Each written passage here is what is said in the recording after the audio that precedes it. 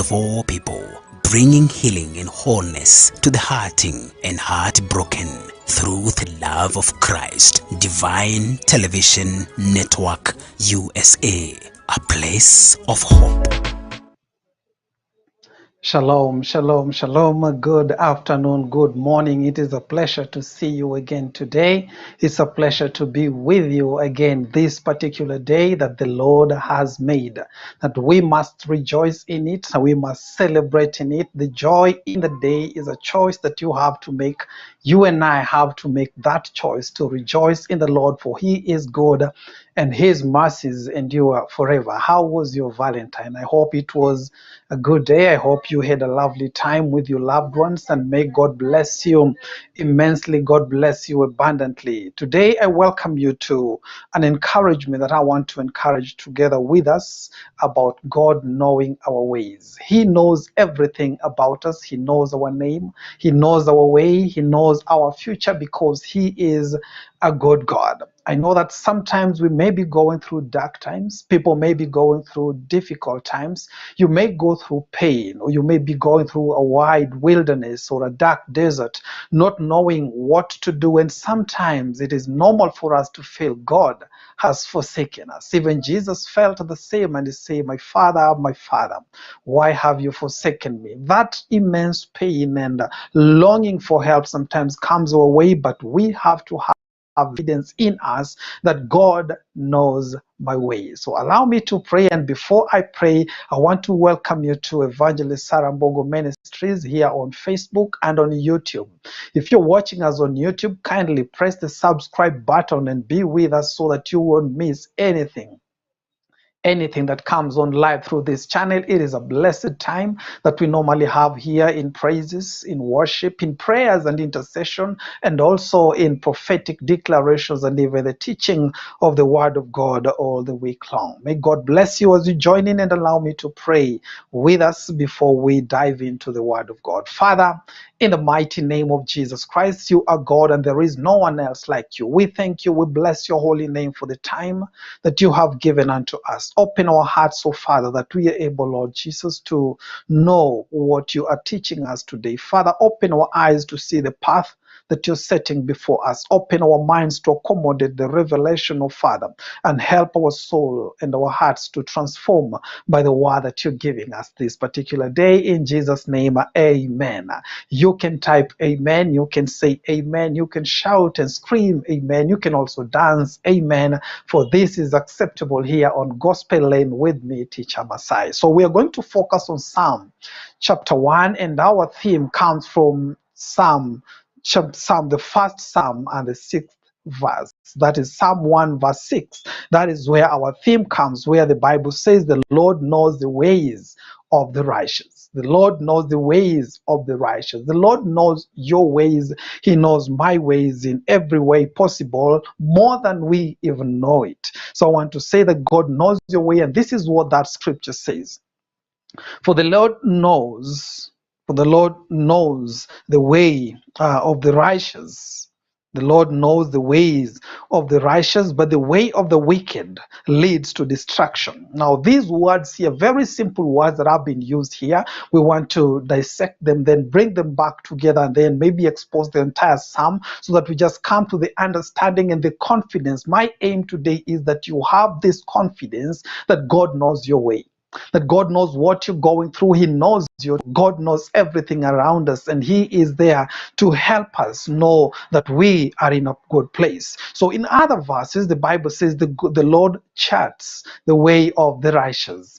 That means the Lord creates, the Lord makes plans for the ways of the righteous. He opens and prepares the ways of the righteous. Isn't that encouraging to you, encouraging to me, that the Lord is preparing the way for me? He has gone away to open your way. He has gone ahead to open my way. The Lord charts the way of the righteous. Another version says the Lord takes care of the ways of the righteous. The Lord takes care of your ways. The Lord takes care of my ways. When we are living in this life, we would want someone to take care of our way, to open the way, to prepare the way, and to make sure that when we are passing through that way, that highway of righteousness, we do not stumble, we do not fall, because He charts, He takes care of the way, everything that we will need on the way. I see when these marathoners are running during the marathon, their way is taken care of.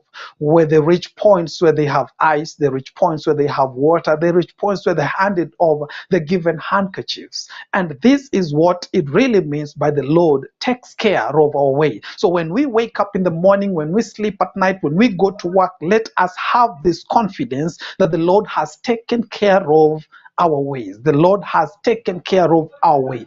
Everything that is needed for our way, God has prepared. Everything that we need for our way, God has made it possible, made it available for you and for me. Now, there is another version that is even more interesting that says, the Lord watches over the ways of the righteous, which means now here, the Lord charts the way, the Lord takes care of the way, and He watches over the way of the righteous. Now, God is watching over. I am walking this that I am not alone, but the Lord is watching over every step that I am taking. When I stumble and fall, He will lift me up with His righteous right hand. No wonder the Bible says that the righteous will fall, or the righteous will stumble 7 times, and the Lord will deliver them out of all of them. The righteous may stumble 6 times, but on the 7th, the Lord will lift them up, which means the Lord watches over us. The way of the righteous, that is your path of destiny. That is what the Lord watches over. The righteous person of God who has chosen to lean on God and to obey His commandments. This is the righteous, because righteousness is imputed by faith inside of us. So the ways of the righteous, you who is righteous, you have faith and fully and total dependence on Christ Jesus. Your path, the path to your destiny, is taken care of because He knows your way. So that word know is not just that God is aware of your way, but He charts your way, He takes care of your way, He watches over your way, watches over your path of destiny. When we talk about the way, again, I'm saying it is our day-to-day plans that lead to our divine destiny. Your day-to-day plans, when you wake up in the morning taking care of your children, the Lord knows that way. When you wake up in the morning to go serve the community in any capacity, the hospital, in school, on the road, in the cancers, the Lord knows those ways. So God knows your leads to your divine destiny. Divine destiny does not end on the pulpit to preach, but divine destiny is for us to take the word, the apostolic word, and the apostolic grace even to the marketplace, and the Lord knows that way. Hallelujah. So sometimes we may feel that God has forgotten about us. We may feel that we are insignificant in the eyes of God. We may think that that our troubles are too big for God, or we may think that our troubles are too little for God, but the truth is God knows our way. We have examples in the Bible. Just as the Lord knew the ways of Abraham when he was called out of the pagan land, that is how the Lord knows your way. When God was calling Abraham, He knew everything. He has authored and perfected the way of Abraham. Hallelujah. All it took is that Abraham would believe in what God is saying, where God is leading, and who God is, and that is all it takes. When David was anointed king, he did not become king instantly. We are told that he went to the desert and he was the destitute king for 7 years, and all those 7 years the Lord knew the ways of David. When he lacked food and went to look for food, and when he lacked support and he went looking for support, the Lord prepared everything for him. He watched over everything for him because the Lord knew the ways of David. So the Lord knows your way just as He knew the ways of David. Joseph had these stages that we have learned in the scripture. We have learned about the pit, we have learned about the Potiphar's house, we have also learned about the prison, then we have also learned about the palace. All these stages of Joseph's life was taken care of God, was charted by God, was prepared by God, was watched over by God until his divine destiny came to pass. Have this confidence that the same way God knew Joseph's way, that is the same way he knows your way and he knows my way. The other person that we need to look at is Jesus Christ. When Jesus Christ began his ministry, he faced a lot of trials and tribulation. He faced persecution from his own people. He was rejected, he was misunderstood, but in all that, the Lord knew his ways. So as the ways of Jesus were known by the Lord, your ways are known by the Lord. You must have this confidence, and help me type in the comment sections and say, he knows my way. The Lord knows my way. Have that confidence, not just typing. Have that faith that the Lord knows my tomorrow. The Lord knows my future. He has good plans for you. He has good plans for me and good plans for all of us in the mighty name of Jesus. Now, the God that we serve, he is not a God that our paths and our lives are obscured. Our paths are open in his eyes. And that is why I say your path, even in the darkest of days, the Lord knows them. Have the confidence that he knows about them. Hallelujah. Praise be to Jesus. Praise be to God. God also cares about every small detail in our lives. This is just to set the foundation, the confidence that this God that we serve is an amazing God who is there for us. He is there for you, even in the smallest of ways. God is concerned. God thinks. God cares about every small detail in your every small detail. Think of the smallest detail in your life that you would want to leave God out of. But he knows even that, and he cares about that. He wants you to depend on him even to swallow your food. God wants you to depend on him when you're taking every first step. God wants you to depend on him when you're breathing in and out. The oxygen is free, but the capacity to take in this oxygen, it's all about God. Hallelujah. It doesn't matter whether you're righteous or not, it is God. It is God. It is God. Hallelujah. Consider the book of Psalm 138 and verse number 7 and 8. The Bible says, though I walk in the midst of trouble, you will revive me. You will stretch out your hand against the wrath of my enemies, and your right hand will save me. Your right hand will save me. Your mercy, the Bible says in verse 8, the Lord will perfect that which concerns me. That is David writing. Your mercy, O Lord, endures for. Do not forsake the works of your hands. Now, the humility in this particular verse is amazing. That I am the works of God's hand. You're not talking about trees, you're not talking about animals, but I am a creation.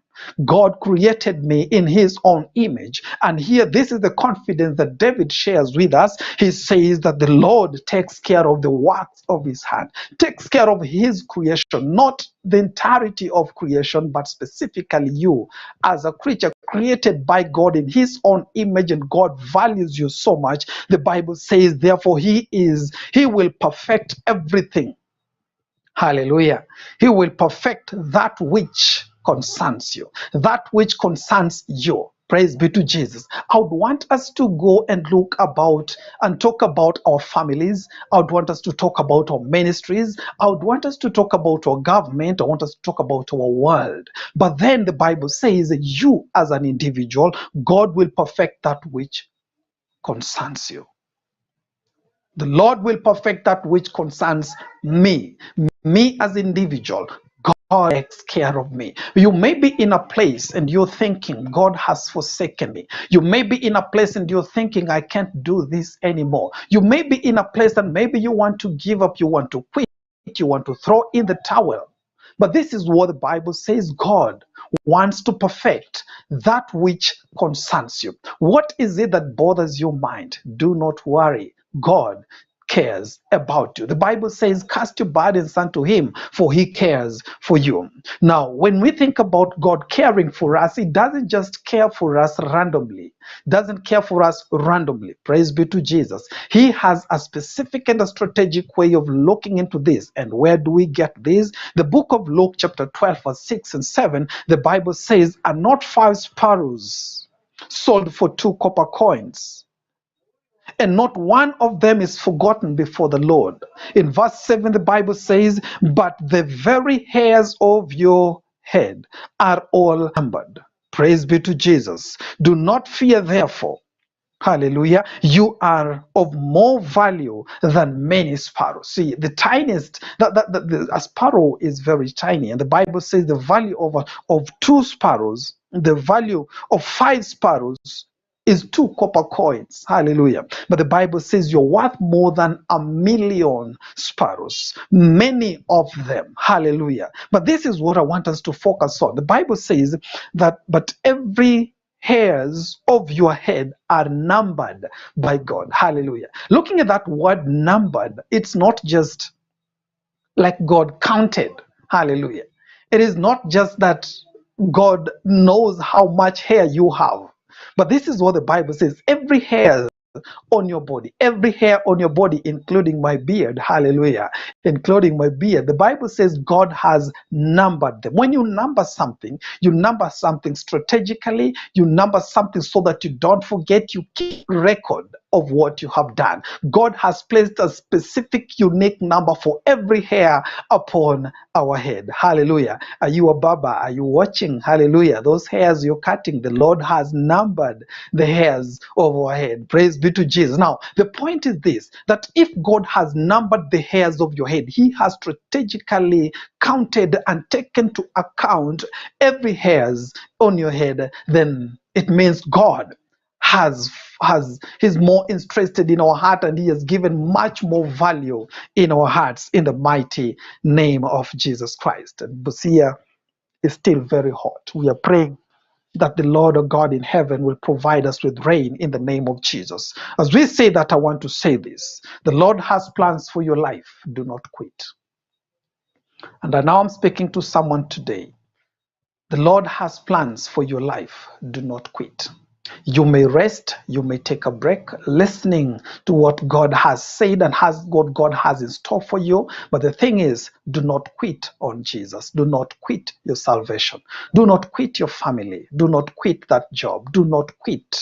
Do not quit. Because the Lord God in heaven has better plans for you in the mighty name of Jesus. Hallelujah. Praise be to Jesus. Now, the kind of person that God delights in. Now, as we come to verse 6, remember there was verse 1, 2, 3, 4, 5, and 6, but this is just to elaborate more on the kind of person, because it's spoken about the righteous person, and we must know that all these things, the Bible has a lot of conditions, especially in the Old Testament and also in the New Testament.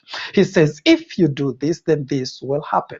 The Bible says, do not do this and do this. And in the New Testament, mostly we are told to do this and do this. Hallelujah. God has given us all the direction, but this is what the Bible says in the first sermon in verse 1. The Bible gives us 3 distinct things that we must do. Number 1, this person that God delights in, and God watches over his ways, and God charts his ways, and God opens his ways, prepares for his ways. This kind of person is the person that doesn't walk in the counsel of the ungodly. Now, counsel is advice. He doesn't walk in the advice of the ungodly. He doesn't go by what the ungodly have advised. No, the ungodly people may lead you astray. We had a king in the Bible who was advised by ungodly men, and most of the kings that were advised by the ungodly men, King Xerxes was advised by ungodly men.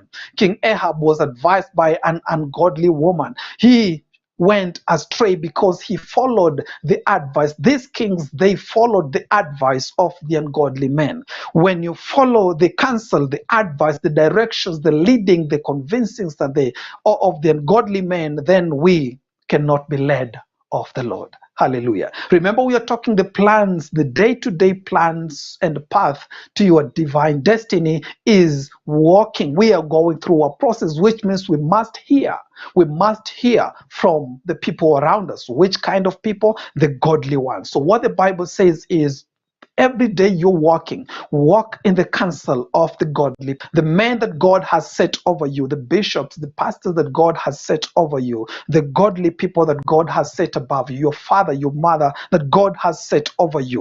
You must walk in their counsel, in their advice. Do not walk alone. No man is an island. Let us seek for advice and fellowship, and we will grow. Do not make decisions by the advice of the ungodly relationships. Number two, God says this person that he delights in and charts his path doesn't stand in the path of sinners. What does that mean? The Bible says we should not approve and defend.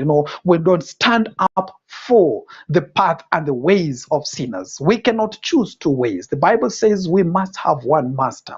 We cannot have two masters because we will despise the other. Not that we will hate, but we will despise the other. We must have one master, and our master is Jesus Christ. And our way to what we are looking for is Jesus Christ, and therefore we must stand up and defend the ways of Christianity.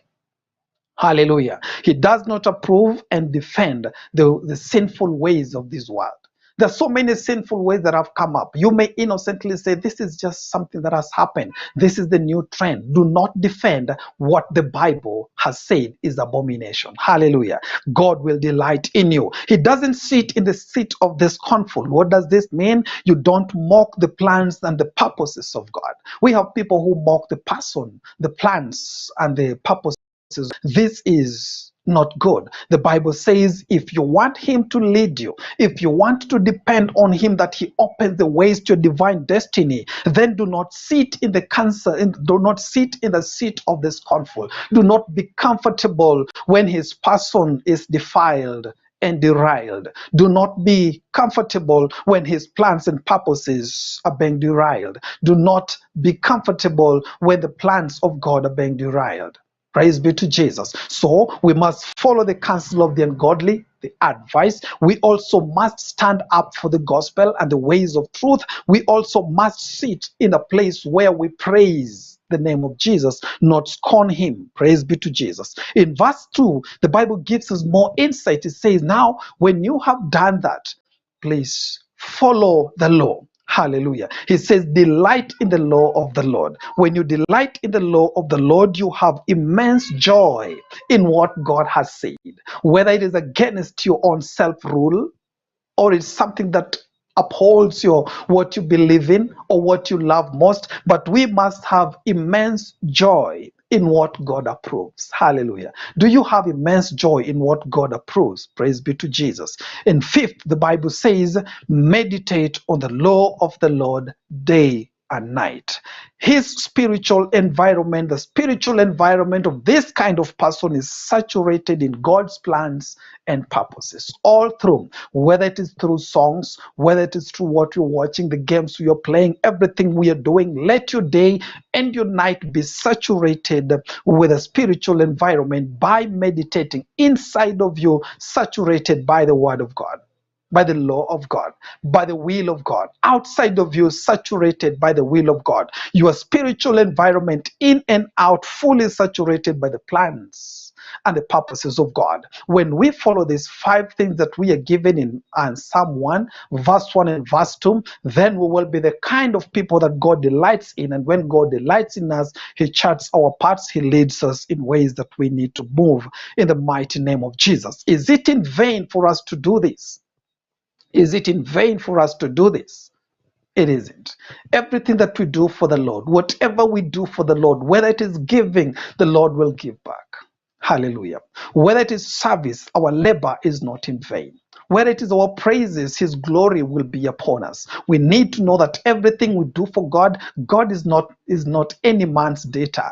God is there and he will give back because he is a gracious God. The reward for this kind of person is in Psalm 1 verse 3. Psalm 1 and verse 3. This is what the Bible says. He shall be like a tree planted by the rivers of water that brings forth its fruit in its season, whose leaf also shall not wither, and whatever he does shall prosper. Planted by the rivers of water, bringing fruit in its season, not withering, and always prospering. That is what the Bible says. Hallelujah.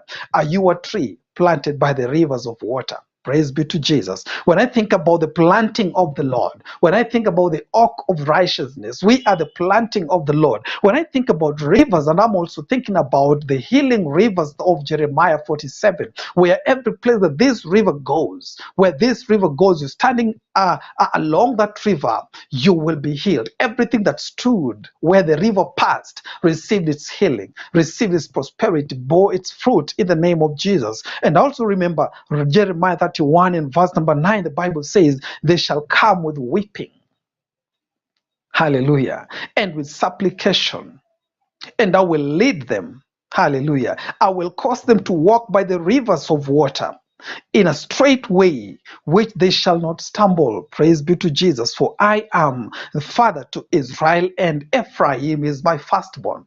I wish I had time to unpack all this. What this scripture says, it is amazing. Hallelujah. Now, but just quickly allow me to say this, that we will come with worship and praises and prayers before the Lord, because he is the one who leads us to the path of destiny, because he knows our way. He will cause us to walk by the rivers of water, and when we walk through by these rivers of water, we will be nourished continually. But he says, when we are walking along this river, there is a straight way, we shall not stumble, because he knows the way. Hallelujah. But then the last line is this, that one who leads us is the father to Israel. He is the father to the redeemed. He is the father to the family of God. He is the father to those who believe in God. And it says, Ephraim is my firstborn, which means Ephraim goes forward. What does Ephraim mean? Fruitfulness. Hallelujah. So the Lord leads us by the rivers of water in a path that we cannot go astray. He is the father of the redeemed, you and I who are redeemed, and our testimony, what will go forth is fruitfulness. Hallelujah. The firstborn of God, the testimony of God is that we are fruitful. Praise be to Jesus. Praise be to God. Jesus is the firstborn among many, many brothers, and the way that Jesus followed, we shall follow. Because he lives, we shall live. Because he died on the cross and bore our pain, he entered heaven, we shall enter heaven. Because God rejoices in Jesus Christ, and we who are in Jesus Christ, God will rejoice in us also. We are fruitful in everything, spiritually fruitful, socially fruitful, economically fruitful, because he is our God. I'm not saying this that tomorrow, when you wake up tomorrow, you will find that everything around you has changed. We have a path to take. We will follow the path and face tribulation here and there, but the Lord will deliver us. God will always be with us. As the song says, he did not promise us that there will be no mountains, but there will be there which he will flatten. The Lord did not promise that there will be no valleys. The valleys will be there, but he will lift them. He doesn't promise that there will be no gates of bronze. They will be there, but he will break them. He doesn't promise that these people will not conspire against you. They will conspire against you, but he will fight for you, and no weapon fashioned against you shall prosper. God does not promise us the absence of trouble. He promises us that the valley of the shadow of death will be there, but his staff and his rod will always comfort us, because he knows our way. Hallelujah. So I want to pray that you bear fruit in season and out of season. A fruit in its own season. When I speak about fruit, fruit is not for the tree. Praise be to Jesus. It's a good image that we can unpack for a long time, but this is what you have to take home. The fruit does not belong to the tree. It is much more beneficial to the environment other than it is for the tree. Because when a mango bears fruit, mango does not eat the mango fruit. Hallelujah. It is us who enjoy. So you shall bear fruit, but the fruit is not yours. It is for the people. You have to talk about service. Our fruit is for service, to serve the people around us, our families, to serve the people around us, to serve our churches, to serve our organization by the fruit of the Holy Spirit. Hallelujah. But then we are also going to be nourished, because our leaves will not wither. When our leaves don't wither. These are for our benefit. Hallelujah. In fact, when we shed leaves, people have to sweep them away. People don't sweep the fruits away, they harvest. Hallelujah. But the leaves are there because the leaves are for us. They are for the people who learn biology will tell you it's called photosynthesis. Hallelujah. It prepares food for the entire tree. Hallelujah. Now, when it does that, we are talking about you and I. When we have leaves, we are green. We are refreshed.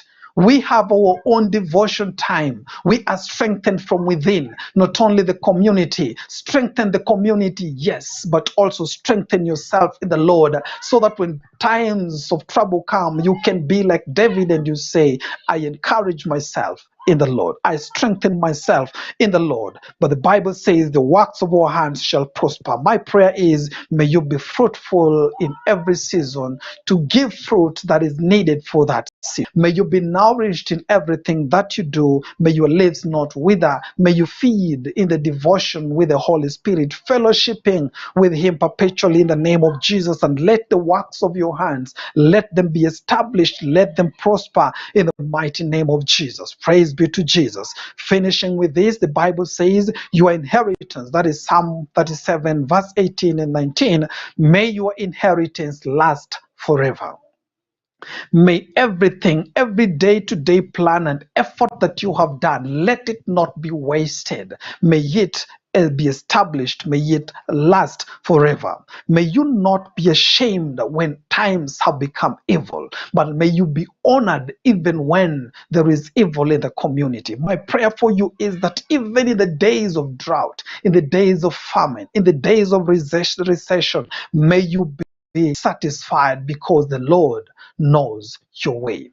So, Father, in the name of Jesus, for those ones who have joined and those ones who will join later, Father, we pray that you may bless them in the mighty name of Jesus. Lift them, O King of glory. Show them your strong hand, O Father. The Lord Jesus, you may lift them, O Lord.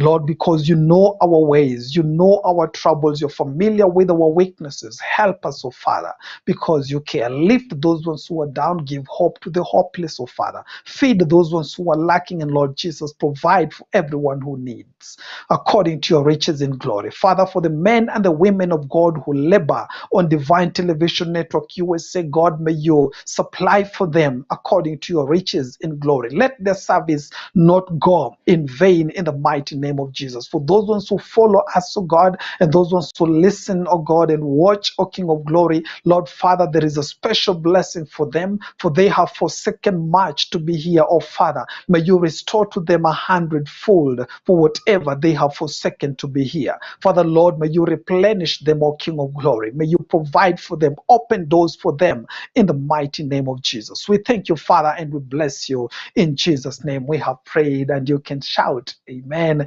You can sing, amen. You can type, amen. I love the word, amen, and therefore you can dance, amen. So thank you so much for being here today with us.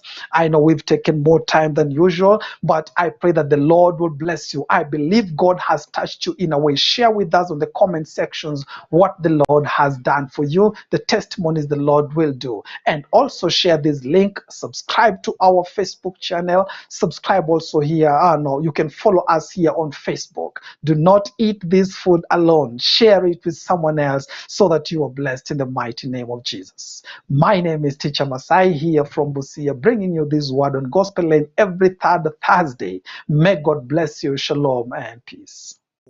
World by ministering to the needs of all people, bringing healing and wholeness to the hurting and heartbroken through the love of Christ. Divine Television Network USA, a place of hope.